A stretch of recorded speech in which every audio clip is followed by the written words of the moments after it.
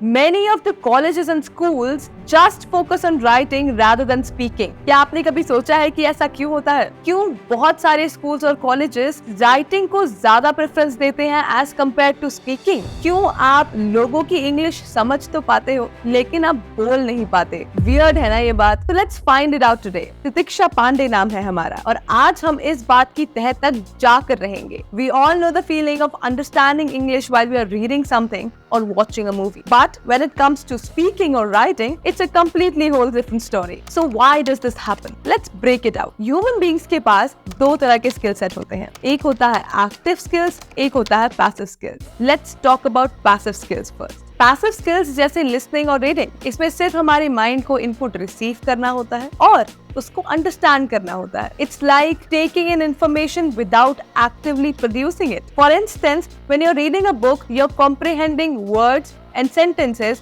written on the page. Similarly, when you're watching a movie in English, you're following the dialogues and storyline. हम में से कई लोगों में passive skills काफी naturally आ जाती हैं क्योंकि हम बचपन से ही इंग्लिश के कई रूपों से परिचित होते हैं. But when it comes to active skills, इसमें चीजें थोड़ी tricky हो जाती हैं. Active skills जैसे speaking and writing, इसमें आपको सिर्फ इनपुट समझना नहीं है, आपको आउटपुट प्रोड्यूस भी करना है. It is all about expressing your thoughts, opinions and ideas in English. Speaking fluently or writing coherently requires more effort and practice. It's like flexing our muscle, which we do not use as often as our passive skills. So the question arises, how can we improve our speaking and writing abilities? So here are a few tips to get you started. First, practice speaking in English regularly, whether it's with your family, your friends, your colleagues, or even with yourself in the mirror. The more you speak, the confident you become.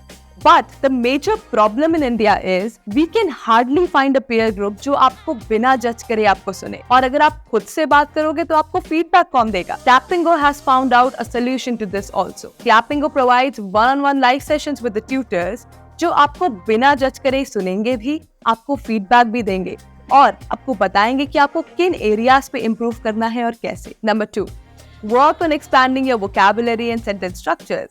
Try learning new words and phrases every day and challenge yourself to use them in conversations and in writing exercises. Vocabulary is very important.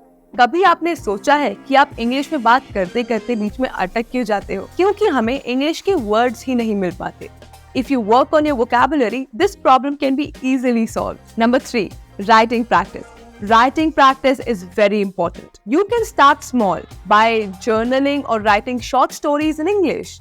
And do not worry about making mistakes. It is all a part of learning process.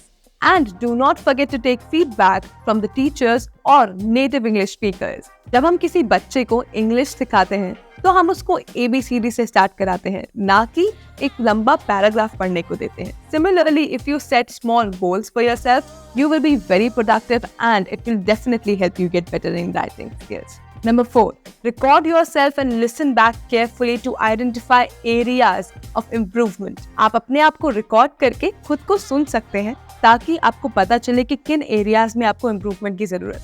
Point number 5, this point is highly recommended. अगर आपको भी English fluency में problems आ रही हैं, अगर आप भी अच्छी इंग्लिश बोलते बोलते बीच में रुक जाते हैं, अटक जाते हैं या फिर आपके फिलर्स आ जाते हैं, तो आपको अभी के अभी क्लैपिंगो ज्वाइन करना चाहिए. अगर आप भी चाहते हैं कि आप अपनी प्रेजेंटेशंस को एस करें, अगर आपको भी जल्दी प्रमोशंस चाहिए, तो डेफिनेटली ज्वाइन क्लैपिंगो टुडे.